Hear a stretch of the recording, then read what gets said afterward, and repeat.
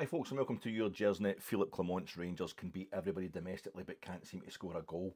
In Europe, and Czech clubs are all racist these days apparently, and none of them have ever even reached a European final, so why are we so excited about tonight? Why are we going along there in such big numbers? Why are we going to raise the roof? European Preview Pod coming to you in association with Forest Precision Engineering. My name's Alec Anderson and I'm coming to you at lunchtime on Thursday the 9th of November 2023. I promised you I would get these pods out, these preview pods out the day before the game, so here I am breaking my promises again. There's a big pathetic convoluted explanation for that coming up at the end, but we'll get the important stuff out of the way. You can just ignore that pile of excuses. I'm coming to you also at the end of a week, towards the end of a week in which Robbie McCrory has been announced as being in the next Scotland squad. That's the Rangers reserve goalkeeper getting into the national team squad again. That's bound to upset the kind of people who are already upset about League Cup final ticket allocation, so well done Robbie. We've appointed a new head of academy football. He'll be starting in January and comes from Belgian football. That's a shocker, that's out of left field. I wonder how we pulled that off, a guy from Belgium. And it's a week in which the CEO has told us that they'll continue to upgrade Ibrox, cleaning the old luxury liner Ibrox up as they have been for the past few seasons, and maybe some years down the line we'll get the capacity expanded. Maybe a few months down the line we're going to get ourselves a new technical director, a director of football. And it's also towards the end of a week in which we've found out that we're only going to get less than half the capacity of Hampden as our allocation for next month's League Cup final, but nobody's going to complain about that. Look, we understand at Rangers that we need to try and make this a big kind of a neutral venue type scenario, and it's difficult to do that when we've been in 37 League Cup finals, more than anybody else, and that means the whole mise-en-scène of a League Cup final, Rangers are more familiar with it than anybody else. Well, a few of those League Cup finals have been at Parkhead. In fact, I think Aberdeen, the last time they won the League Cup, they won it at Parkhead. I think they had 40,000 fans there that day. So they'll be equally disappointed as us at only getting 25,000 seats. I'm assuming that's going to leave 52,000 capacity at Hampden. That'll leave just 2,000 seats for, I'm assuming it's just for, splitting up the fans, bit of segregation, and maybe the odd, maybe 500, a few dozen folk getting the complimentary treatment. But aye, we're both going to take that one in the chin, and it's a week in which we've been in a pretty good mood. But we have to watch ourselves. We need to keep our feet on the ground, because this is our 8th match in European competition this season. Tonight, we've only won 2 of them, both by a single goal. We've lost 5-1 in Europe this season, and that wasn't even our most humiliating result in continental competition in 2023-2024.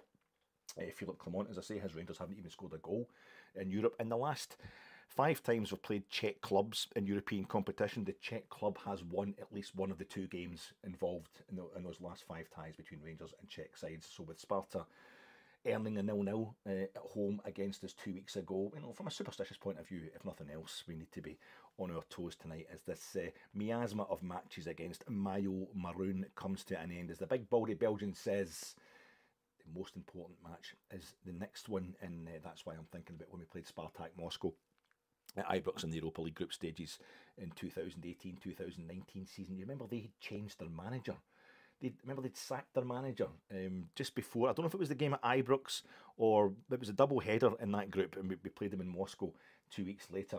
But they had a caretaker manager for one, maybe appointed a new manager for the second. But I remember at the time thinking, these crazy Eastern European clubs, what are they all about? These mad Ruskies. It must be like Vladimir Putin, kind of chaotic reign is having a trickle-down effect to all aspects of Russian society. Who the hell changes their manager during a European group stage?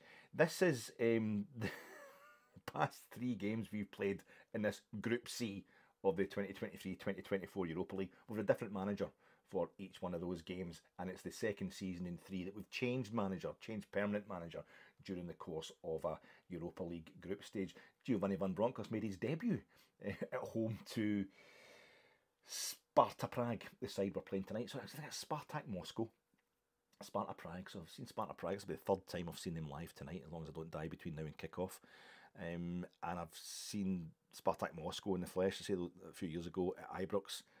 Seen Spartans, been through to Ainsley Park in Edinburgh, seen Spartans playing against Inverness Clachnacudden in the Scottish Cup.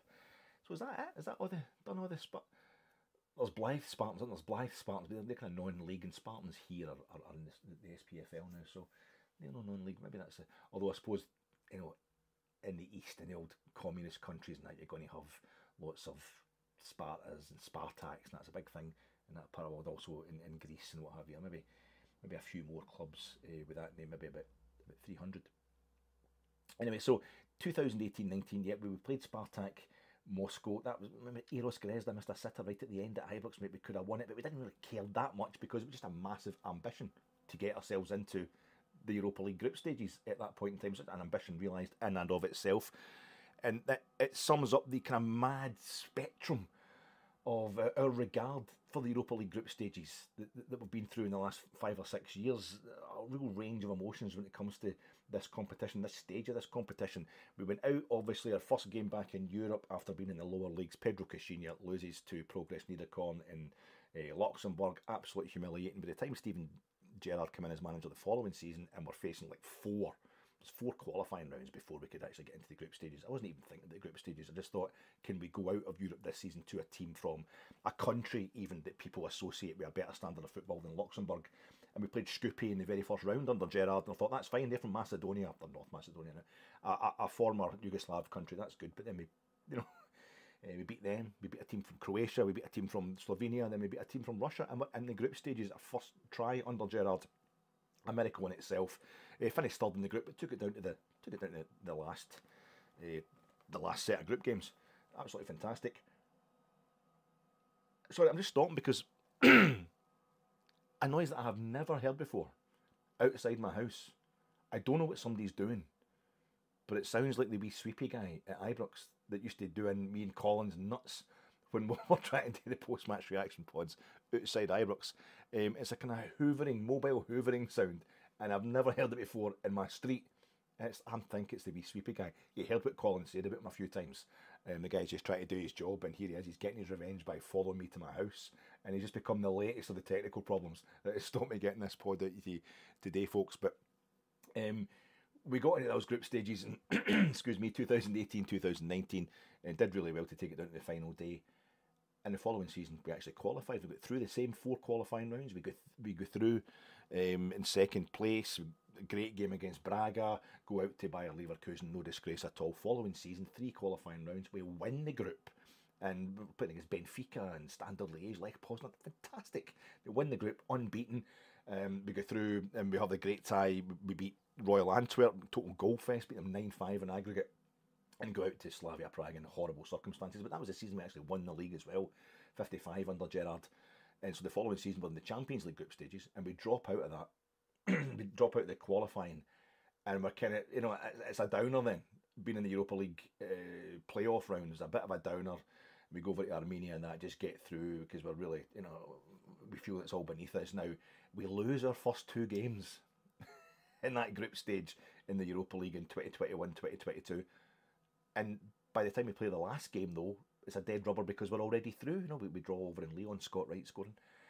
And we drew one of the other games. It's really, we almost kind of fell into the knockout rounds of the Europa League and get to the final and lose it on penalties.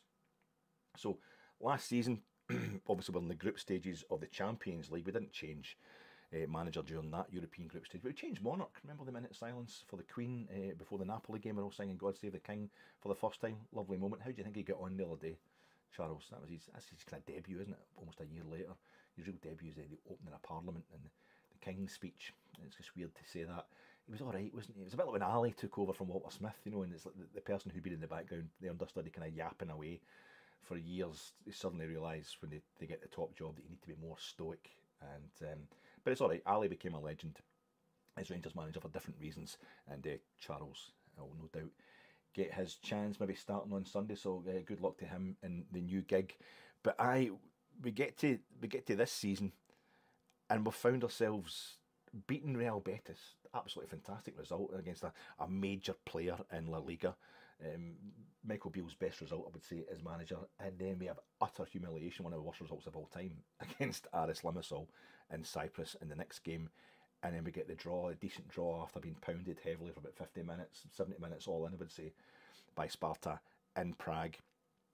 And we get the new manager and we come away with a draw. We could have actually snatched the game at the end. And we find ourselves in this really weird situation where it's Betis are on 6 points at the top of the group, and they were group favourites when the competition started. When this group was drawn, and ourselves and Sparta are tied on 4 points each, but we're both on 0 goal difference, and Sparta having scored 4 and conceded 4 to our 2 and 2 means they're ahead by dint of having scored more goals, which becomes the next deciding factor. And Aris of Limassol, the Cypriots, they are bottom of the table, but only a point behind us, and they should not be written off. They only lost by 1 goal, kind of late on, I think, as well, against Real Betis in the previous round. So the manager, I feel, in yesterday's press conference, and his pressers are always really interesting, was trying to make out, I think, that a draw would be okay. He did it before the other game against Sparta Prague over in Prague, and that pre-match presser, he was, if we equalised towards the end, I suppose you could say, then a draw was a good result. That was him letting us know, a draw will do me here. And yesterday, it was the same kind of pattern. It's always good to watch. Yeah, a bit of a performance from the gaffer. And I think he likes to be called the boss. I think maybe a Dutch thing, Flemish, you know, the kind of Dutch Belgian. And I remember Gio became the players were calling him the boss as opposed to gaffer. So maybe that's how it works with your Dutch speakers. But he was saying, yeah, I'm 100% always. I'm really ambitious to win every game. I want to win, but against Sparta Prague or against Real Madrid, I want to win.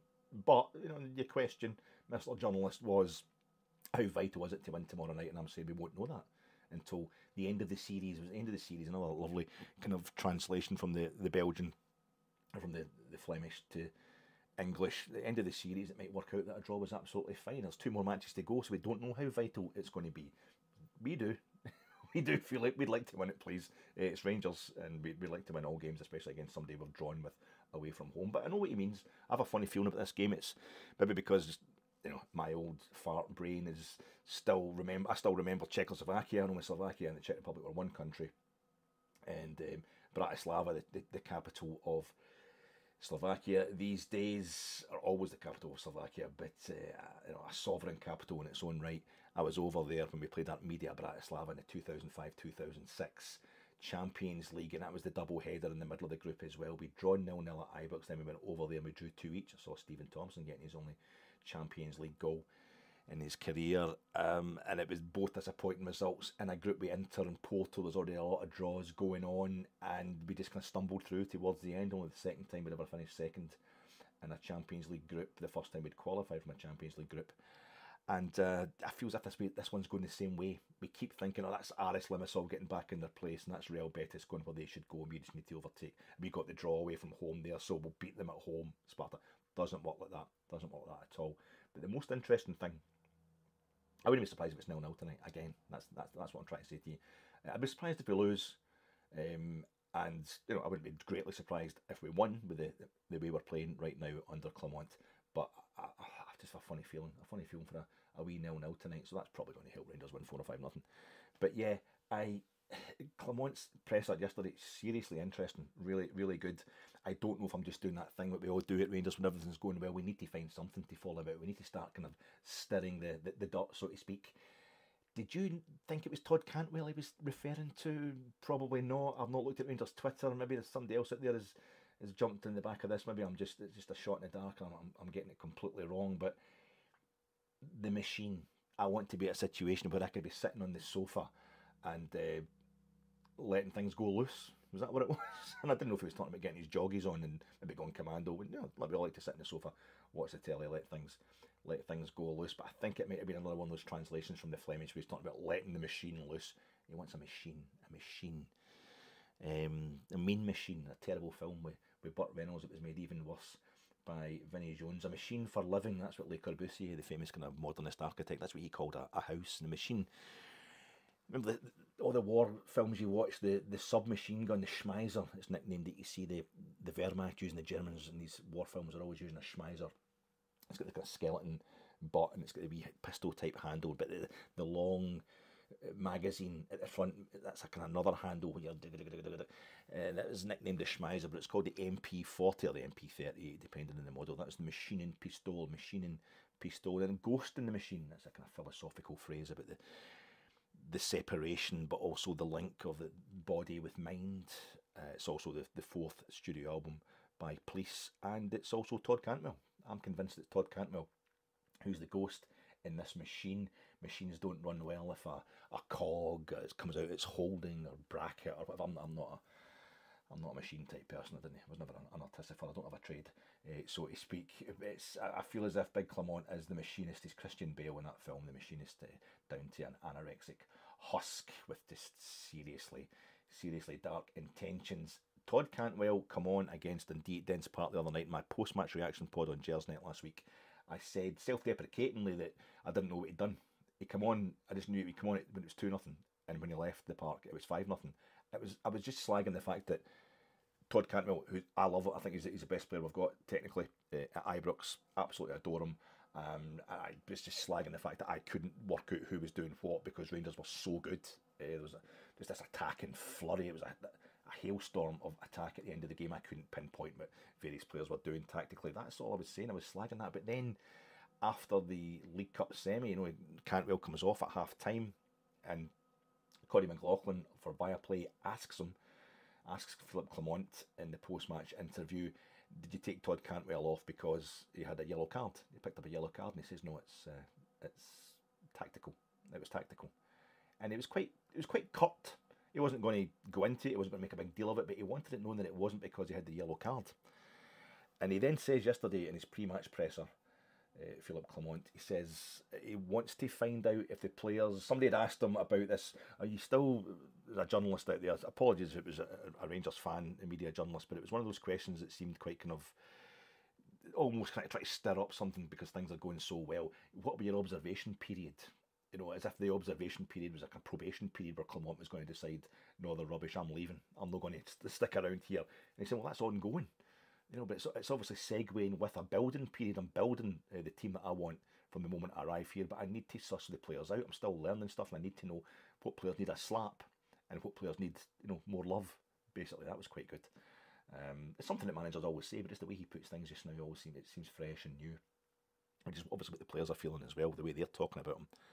It's an implicit criticism of Michael Beale, but he definitely, the players are loving life under Philippe Clement, but he's also saying how I need to know if I drop players, and he said it in the context of if I drop players who've played well one game and I have to drop them for the next game, I want to see their reaction. Is it going to be about the individual, i.e. are they going to go in a little huff because they've been dropped, or is it going to be about the collective? And I don't know. We feel sorry for Todd Cantwell because he's been played in the wrong position just now. He should be playing 10 as far as we're concerned, if not maybe on the left hand side, but he's out right and then he's drifting over to the left. He's drifting in towards the middle in his past few games when he comes on. He's not getting a full game under Clement. We thought it was because of his fitness. We thought on Sunday he was subbed because of that yellow card. But could it be, as demonstrated by Scott Wright coming on from the second half and tearing Hearts to pieces by doing what he was supposed to do, that Todd Cantwell has got to be slapped down? He's got to be put in his place, and that might have been enough. I would hope he's going to start tonight, to be quite honest with you, but I'm hoping this is another moment where the manager is just putting his imprint on the club, putting his imprint on the team, and you have Sam Lammers consistently playing at 10 and consistently hated by the whole Rangers support. Not hated, but we don't rate the guy. I'm quite happy to go with the manager. I think there's definitely something there with Lammers. And we have the whole support adoring Todd Cantwell from the word go, which I'm totally a part of, total fanboy. And yet Cantwell be thinking, well, I keep getting played in the wrong position. I should be playing at 10. I should be at the front of a diamond or whatever. So I'll just drift over there and I'll do wee things in that part of the park. Well, you're stretching all the time because you're drifting out, and that's you're getting these bookings. I don't know. Maybe the manager, I think it might have been just the fact that he said no, it wasn't because of the yellow card. It was tactical, subtly saying if you don't do what you're told, you will get hooked. So a really interesting aspect ahead of tonight. Sparta Prague, right? I don't like them because they're racist. The whole thing with Glenn Kamara has traumatised my attitude towards Czech football. I was discussing that in the reaction pod last time after the first game against Sparta. They've never reached a European final. Sparta Prague, we've reached 5. No Czech club has reached a European final. It's a bit like the Danes, I think. They get fantastic national teams, but the club scene kind of suffers because the population is not very big and they've got so many other things to do in their society. The Danes are all writing detective fiction, and the Czechs are all playing ice hockey and drinking. But the club scene, not the most vibrant, but it is vibrant, but it's not the biggest, not the most successful, and yet they're always a dangerous proposition. Czech clubs. Sparta, I've been to quarterfinals of the old European Cup a few times. They're the best run recently. They're real regulars in Champions League and Europa League group stages, particularly the last decade, previous decade, and kind of early part of the 21st century. They got to the 2015-16 Europa League quarterfinals. I think Villarreal maybe put them out. So they're quite respectable in European terms. Always giving us a hard time the previous two times we played them. The best they ever managed was the 72-73 Cup Winners' Cup semi-final. They got to the semi-finals of the European Cup Winners' Cup in the season that Rangers should have been defending the trophy. You know, we'd been banned for 2 years initially for daring to fight fascists. You know, anyway, I mean, something to remember when we're wearing our poppies at the weekend, and people are telling us that's somehow an act of war or something like that. We actually was just defending the country against fascism. I'm stretching that a bit when it comes to the actions of the Bears in Barcelona, 24th of May 1972. But when Franco's henchmen invaded the pitch and started having a go at us and we fought back, there are other clubs and other supporters who would definitely be getting that framed up on a portrait and made into banners about how they had fought the fascist foe. We just do it. We just do it as a matter of routine. That's just what you do. But yeah, that was. We get banned for 2 years. Mr. Willie Waddle got that commuted with his powers of persuasion down to a year. But the season we missed out in Europe, we should have been defending our European Cup Winners' Cup. It was Sparta got to the semis and they lost to Milan, who went on to win the trophy in controversial circumstances against Leeds United. I'm getting off the beaten track here, as I'm wont to do when it comes to European stuff. They're still top of the Czech league. They are the Czech champions, Sparta Prague.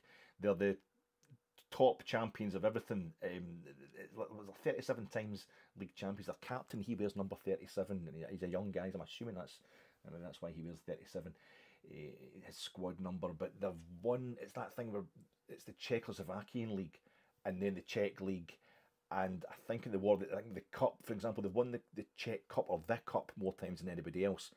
But they're joint, I think it's 8 times each with Dukla Prague for the Czechoslovakian Cup, and they're joint with Slavia, I think 7 times each for the Czech Cup. And then during the war, when they're basically occupied by Nazi Germany, it was the Moravia and Bohemia Cup or something. I think they won that more times than anybody else. So it's one of those ones where generally across the spread of the different incarnations, the different countries that the Czech Republic has been, they've been part of, or Prague has been part of, Sparta are generally the most successful. They're the reigning champions just now, and they're still top of the Czech league. They lost a match immediately, 3-1. They lost a league match immediately following the 0-0 with us. And then a little coincidence, they've played the same sides in a cup competition and in the league. It's, Bohemians 1905. Bohemka, that's their stadium behind me. I took that when I was still in love with Prague back in 2006. I went over there, and it's one of the most beautiful wee grounds in the world. It was an absolute ambition of mine a dream realised to get into Dolecek, the Dimple. That's the unofficial name for the stadium Vršovice in Prague, where Bohemians play. Anyway, Sparta beat them in the league recently by 2 goals to 0, and then they beat them in the cup 2-1. So it's saying that we beat Hearts, 2-1 in the league and beat them by 2 goals in the cup, in the League Cup at the weekend there. They're going well. They've got their main man, Lucas Haraslin. He's been the top goal scorer this season with 8 goals. Tav's got 10 across all competitions. He's back in. I think he played the second game against Bohemka at the weekend there, so I don't know how fit he's going to be if he's going to start tonight. The man we need to watch out for is this Veljko Barmancevic. They play as 3-4-3 under Priska, Brian Priska, the Danish manager, former teammate of Philippe Clement. They both played together the 2007 Belgian Cup final where they beat Standard Liège 1-0 at the King Baudouin, the Heysel Stadium, and Philippe Clement was the manager, and hopefully he'll maintain that superior position in the relationship tonight. But he plays a 3-4-3, likes to kind of flood the midfield. I don't know if they'll change that up. I should have checked how they played against Real Betis when they went over to Seville earlier in this group. They only lost 2-1 over there after taking the lead. I'm sure it was Barmancevic, this Serbian number 14 that they've got on loan from Toulouse. He played against us for Malmo when Malmo put us at the Champions League qualifiers under Steven Gerrard, and he's probably the most dangerous player last week, wasn't he? He was the wee guy on the left hand side. The front three becomes a kind of 2-1, and he's the left hand of the two. And he was cutting inside really fast. Anticipation was fantastic. There's the shot, I think, from the tight angle that Jack Butland saved, the first of his 2 saves and the double save that set the tone for us defensively for that game. Absolutely cracking player. He came off in the 75th minute for Jakub Pesic, another cracking player, not cracking attacking player, but he's staying at home because, in the words of Withnail in the Mother Black Cap, his wife's having a baby.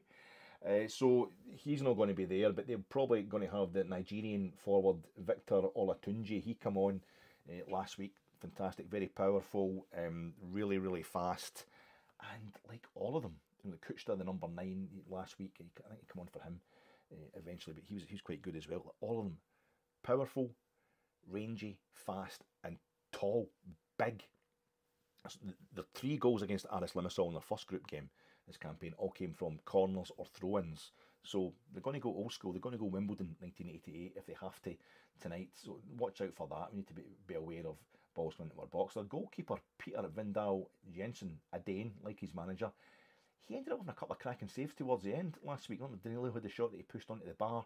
We were trying to kind of win the game at the end, snatch it from them 2 weeks ago in Prague. So he could be quite.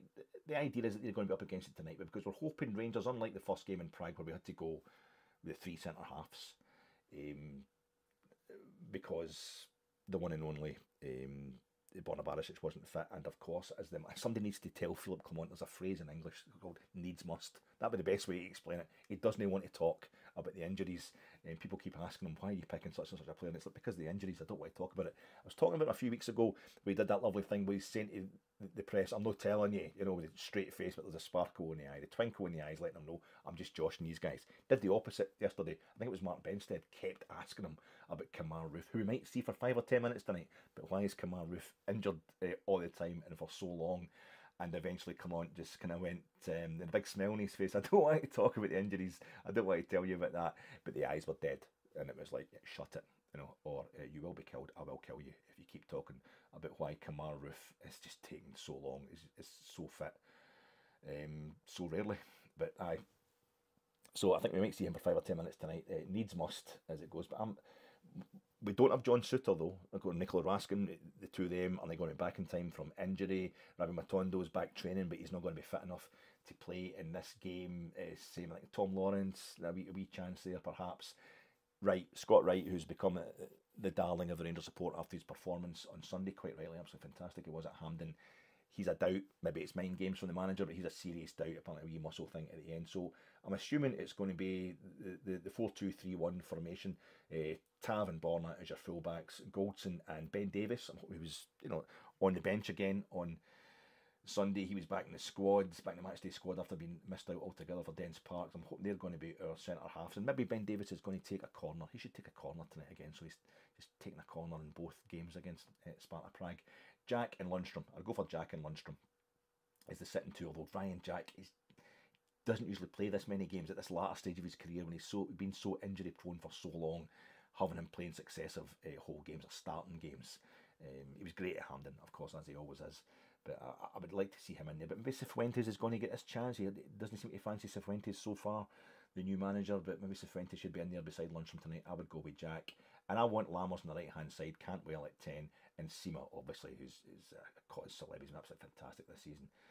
Sima, I would want him in his left slot of that front three with Danilo, and we don't have Dessers playing. That's the other thing. We don't have to go with the back three, which is a back five that we did over there. We're playing at home, the crowd behind us, and we don't have Dessers up front. I'm imagining Danilo's going to start tonight, which gives us so many more options, so much more speed. The only problem for me is it might actually suit Sparta, who spent 50 minutes knocking at the door against us in that game. 70 minutes probably all in. They had another spell later on in the second half, and they could not get past us. They could not get past us at all. So it might suit them for us to be coming out. This season, in terms of Europe, Sparta went out of the Champions League qualifiers in the third round to Copenhagen, who beat Manchester United last night. But that's not saying much this season. But they went out on penalties to them. That was sort of quite unlucky in that respect. And in the Europa League playoff round, they were 3-1 down from the first leg in Belgrade to Partizan. They got them back to Prague, and they were 3-0 up with 20 minutes to go.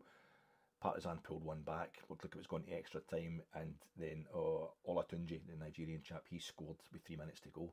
4-1 after losing the first leg, 3-1, massive comeback. Albeit that was at home, I wish wouldn't discount Sparta at all, but simply because we got a draw over there. You know how it sometimes works. We played Slavia Prague that disgusting tie 2 seasons ago. We drew over there. We drew in Prague. We were quite confident about getting them back at home. They beat us 2-0. Really, we a couple of guys sent off, and even before the horrific incident with Glenn Kamara, they were looking the business. They really had us quite well contained. But it'd be interesting if Kamara Roof does come on tonight, if he perhaps wants to go through on the goalkeeper this time. Danish goalkeeper, not a Czech. Not the Danes are a seriously un-racist nation, so no need for revenge there, Kamara. No need for a repetition of your last exploits against Slavia, against that other Prague team. But it's a big game tonight. I really want to see us do the business. I really want to see us go through, because the manager is more aware than anybody else. We've been in this situation before. We've been in this situation. Every club's in a situation when new manager bounce. He's still not sure of it. He wants to know. We're only weeks into the job. He's saying, I want to know that we're still playing like this months down the line. I want to be able to let the machine loose. And we're not at that stage yet. Giovanni Van Bronckhorst won what was his first 7 games. His first game was against, say, Sparta at Ibrox. And I think he won his first 7 league games in charge. And the first league game he lost was against Celtic in February, after him taking over in November time. Michael Beale, his record when he took over was absolutely phenomenal. He drew with Celtic at Ibrox in the kind of festive period, but we lost 4-0 to Celtic the previous time we played them. So even that was a result. Disappointing the way it happened on the day. But he basically won every single game, other than that game from December was his first competitive game, until early April. So we've been in a situation where managers have fantastic starts to their career at Rangers, and basically the last 2 managers have had fantastic starts. This manager is more aware than either of them, I think, about the dangers of new manager bounce, but reading too much into that. We think we see something different here. We certainly hear something different from his press conferences. But I think it's really important that he consolidates in the only way he can just now, which is getting us to this international break in good fettle, keeping the momentum of his start. And if we had to drop points in either of our 2 remaining games before that international break, Clement having come in during the previous international break, that's when Michael Beale was sacked in the last international break, and we did the interviews and got Clement in that period. I would rather it was tonight. I would rather we drew tonight, for example, and beat Livy, because the concentration this season, another reason that we're so kind of almost easy-ozy, almost kind of sanguine about Europa League group stages these days, as opposed to the way we adored them and just couldn't believe we were even in them back in 2018-19, is because we're focusing on the league. We really are focusing on the league. I think we need to progress in Europe to keep the pressure on Celtic. I know that sounds silly, but I don't mean this in the kind of usual badinage. We were, our derby rivals. We know what it's like in the Champions League group stage. We could beat 7-1 off Liverpool last season at home. Them losing 6-0 the other night. It wasn't just funny. It was really important for us, and that it maintains that kind of pressure on Brendan Rodgers, who isn't liked by the entire Celtic support, having left the club previously. There's also the kind of civil war going on between their ultras and the really venal board. And if we keep hitting group stages, so the final rounds of European football, the knockout rounds after Christmas, and they haven't won a knockout round, post-Christmas knockout round, for like 20 years now, I think. It keeps the kind of irritation going on at the home of the main club standing between us in the domestic trophies, albeit it's Aberdeen in next month's Skull Cup final. Did I say Skull Cup? My God, I show my age, don't I? Viaplay Cup final. The Viaplay Coca-Cola Milk Bells Whiskey Cup final next month against Aberdeen. But I would just love it. Just get to this international period, this international break, because a new manager comes in and the players are so suddenly energised. They're all gushing about him in press conferences, and it seems genuine. It's not just they're trying to soak up the manager's backside. They're implicitly slagging Michael Beale, and it's when you know yourself in life. If you're being kind of lazy for a couple of months, and then suddenly you're putting maximum effort into something, albeit because you enjoy it, your body's still saying, "Why am I suddenly doing all this work?" And it can come crashing down quite quickly. I want the crash to happen during the international break, not on the pitch tonight or on Sunday, on that plastic pitch on Sunday at Livingston. And I want it to be, the players just get in their bikinis, get in the jacuzzi, get a few martinis going like that, and they can let it out of their system then. I just imagine Steve Davis is probably going to be in there as well, and he's saying, "Listen, boys, I'm sorry about what happened in Cyprus. That was on me." And Tav's going, "Don't you dare, Steve-o. Don't you dare, mate. That wasn't your fault. We needed somebody, and you come in, you stood up, and it wasn't your fault. You were dependent. We let you do. No, I let you do. I love you too." Have that crash. Do that next week during the international break. Have that downtime let it all kick in, and we restart again. After Scotland have been scalped by Erling Haaland, and we get ourselves going, we redouble our efforts, and it's all about Philippe Clement going ahead as opposed to seeing the back end of Michael Beale. Right, that's the football stuff, folks. Switch off now. While I tell you, anybody who's still interested, you want to know my problem with Czech Republic, Czechoslovakia. Well, I couldn't face doing the preview pod. A few technical problems as well, but yeah. The Smashing Pumpkins, it was 2 years later, but I'm going to shake down 1977.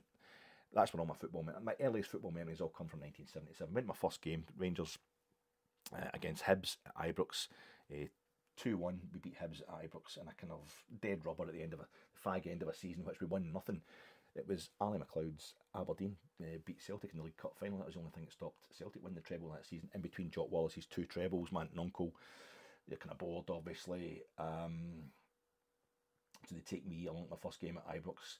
We're 1-0 down to Hibs. When we equalise, I don't celebrate. And my uncle gets on, he's like, what's your problem? Celebrating. And the second goal, we scored a Dane to get up, and we go 2-1 up. I'm a typical Rangers supporter, that's me from the very start. Not very easily impressed. But yeah, a month later, I'm watching my first European final in May 77. I remember watching with my dad at Liverpool beating Borussia Mönchengladbach in the European Cup final. And a month after that, June 77, I'm running at my gran's. My dad's in the pub watching it, I think. My mum was at my gran's, and my aunt and uncle, and this is my dad's youngest sister, Louise, by a tomboy when she was younger. She got me into supporting Rangers, and then we should have known when she starts going into the Bay City Rollers, not that eventually. There's a man on the scene, and he becomes my uncle. He's a Rangers supporter as well, and there's my other auntie, man, Isabel. She got me my brick at Ibrox in the Willie Waddle panel.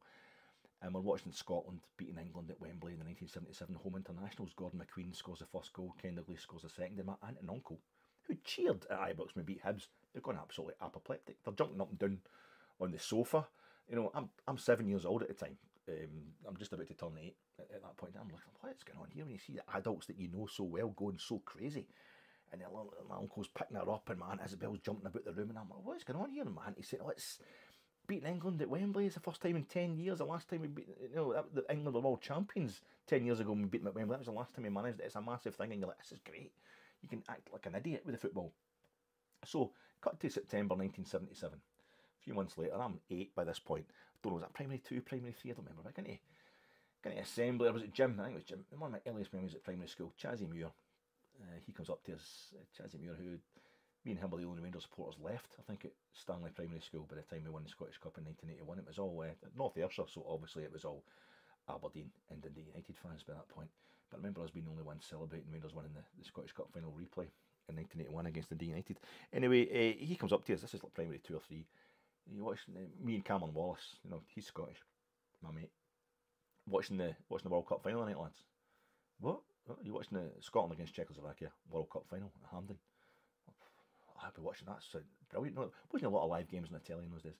So that night, I'm looking forward to watching the World Cup. My aunt and uncle are babysitting, I'm just 8 years old in my PJs and what have you. My dad would have been at the game. He'd have been at Hampden for that one. My mum was working, I think she was cleaning offices at that point. She also did a midnight school at that time as well, so I'm not sure, but she wasn't there either. So my aunt and uncle were babysitting for me, the same ones that took me to that Rangers game, the same ones that are jumping up and down at Scotland beating England at Wembley. And Czechoslovakia, the word Czechoslovakia was probably enough for my reading comprehension at that age. And fair play to Chazzy Muir. I wouldn't have looked into it any further when I'm reading the back of the Daily Record. I probably just saw a lot of World Cup trophy graphics as well and thought, this is it. And if I'd said to my dad, Scotland the World Cup final night, Dad, he would probably went, aye, they certainly are, son. And he liked to laugh that way. So Czechoslovakia were actually the European champions at that point, and they beat world champions Germany in the final. So Chazzy wasn't a million miles off. And they got to the World Cup final in 1934 and 1962, Czechoslovakia. So Scotland, of course, go 1-0 up on the night. And I'm sitting, I'm like, yes! Up top of the couch, running about the living room, yes! And I kind of noticed my aunt and uncle just cheered, but not really that enthusiastically. And I'm like, what's their problem? And it's like, we're 2-0 up. And that's me, absolute bananas, down in front of the telly, the full alta belly, yeah, practically greeting and stuff. Oh, absolutely amazing, Scotland. And my aunt and uncle, I turned around and I'm saying, why are you not cheering? Why are you not cheering? And they said to me, we're happy, but why are you cheering so much? I said, because we're going to win the World Cup. This is about, well, my uncle's like, well, you know, a wee while yet before we actually win the World Cup. I'm saying, I don't know, second half, of course, but we're 2-0 up the way we're playing. We're going to blow them away. Come on, get on board, folks. My uncle's like, no, it's a qualifier. It's a what now? It's a qualifier. And he then had to explain to me. You imagine having to explain to an 8-year-old boy who thinks Scotland are winning the World Cup final that it's actually only a qualifier. I broke my heart for the rest of the night, to be quite honest. We won 3-1 Scotland. I couldn't have cared less. I gret all through the second half. And of course, my aunt and uncles, they were consoling me and what have you. And being from Ayrshire, being from Ardrossan, what have you, being a close-knit family, of course, they've ripped the absolute piss out of me about it ever since. In fact, I think starting at the end of that night, probably when they said, Jury-o, you know, my mum come back or whatever, you know, Scotland won the World Cup, yeah, fanny.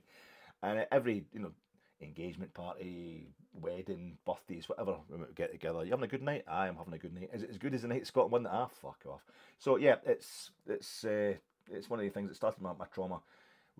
Czechoslovakia, that continued even when they became the Czech Republic. I'd never seen Rangers in the Cup Winners' Cup, the only European trophy we ever won, the European Cup Winners' Cup. I started going to, it was on the Rangers archives this week when we played Inter in the UEFA Cup in '84. That was my first match. We beat them 3-1 at Ibrox, although we went out on aggregate. The season before, we played our last ever Cup Winners' Cup match against Porto, and it got to the stage where the last ever final of the Cup Winners' Cup, I still hadn't seen a Cup Winners' Cup match. And only because Chelsea get put out in the semis, Chelsea, who are the holders, could I get to the final at Villa Park. It was at Villa Park. My mate and I went down, and the last ever goal scored in the Cup Winners' Cup right in front of me. I was in the Dougallis stand, saw Trevor Brooken and John Motson go into the gantry at half time, and Trevor Brooken scored in the '76 Cup Winners' Cup final. And last goal scored into the Old North stand for Lazio. Sven-Goran Eriksson's Lazio, beating Real Mallorca, beating Hector Cooper's Real. What a manager he was, Hector Cooper. By 2-1, 10 minutes to go, we half volley from Pavel Nedved, who went on to become only the second Czech player after Josef Masoput in the 60s to score, to win the Ballon d'Or. And I saw the Czech Republic Euro 96. I was at the final. My mate and I get hundreds of tickets for the Euro 96, and we went to the final. And I saw the Czech Republic losing to Germany in the golden goal. Oliver Bierhoff, Patrick Berger scoring their goal that night. And the next time I saw the Czechs in the European Championship finals was the first time I'd ever seen Scotland in the finals of a major tournament. It was at Hampden in the COVID season. The Euros had been delayed by a year because of COVID, and I had tickets for all 4 games that were scheduled to be at Hampden, and I ended up, the allocation got slashed because of COVID, so I only got to 2 of the games, and only one of them featured Scotland. So the only time I've ever seen Scotland in the major finals, my seat, surrounded by empty seats, of course, the way it worked out that time, right in line with the goal, the Celtic end goal. I was in the north stand as Patrick Schick's first goal was lobbed for the halfway line, or that goal was scored from inside his own half into the net right in front of me. I thought, that's the Czechs for you. Already had a problem with them then, because it was in the March. I just realised it was March 2021. Obviously, the horror stuff happened with Glenn Kamara. Never seen a man so traumatised on a football pitch. Felt like anything for him. And then it's, autumn of 2021. He's got to go back to Prague, a stadium full of children, the Sparta fans, children slagging, pretty much racist chanting towards them, even though the kids probably don't even know what they were doing. But I just realised that in between times, the reason I thought I wasn't going to get to that game, apart from the COVID thing, the Scotland game against Czech Republic, was a few days before.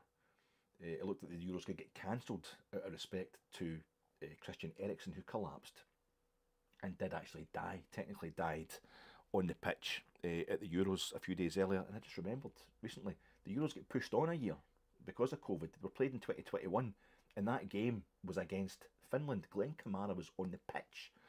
So what a traumatic, a hell of a year he had, Glenn Kamara, and so much of that at the hand of Czechs. So I hope, and for all the things I went through in my childhood, that have led to me being the twisted individual that I am just now, the verbose individual that I am just now, I hope the Rangers go and do the business big style tonight. I hope we scalp this mob this evening, not just for Philippe Clement, not just for me, but for the season as a whole, and for all you guys out there who've had the patience to listen to this nonsense. I'll be back with a much, much shorter, I promise, post-match reaction pod. Talk to you tonight, guys. Enjoy the game.